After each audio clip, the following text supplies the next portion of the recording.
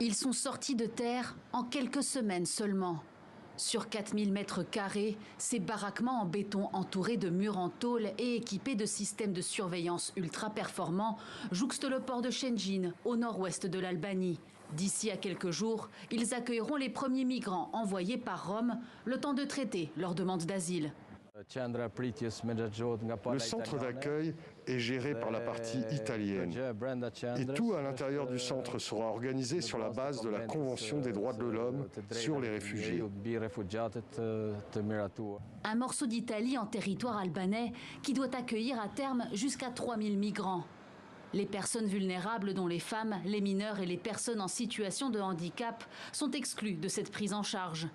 Une promesse phare de Giorgia Meloni qui compte ainsi endiguer les arrivées depuis le nord de l'Afrique. Depuis la validation du projet par le gouvernement albanais en février dernier, la première ministre italienne fait régulièrement le déplacement pour observer l'évolution des travaux et espère en faire un modèle pour d'autres pays de l'Union européenne.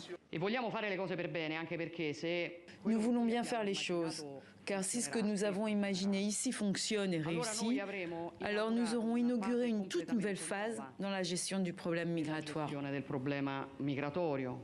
Quelques dizaines de kilomètres plus loin, à Djader, 2 autres sites, un centre de détention et un de vérification des conditions pour obtenir l'asile, sont en cours de construction.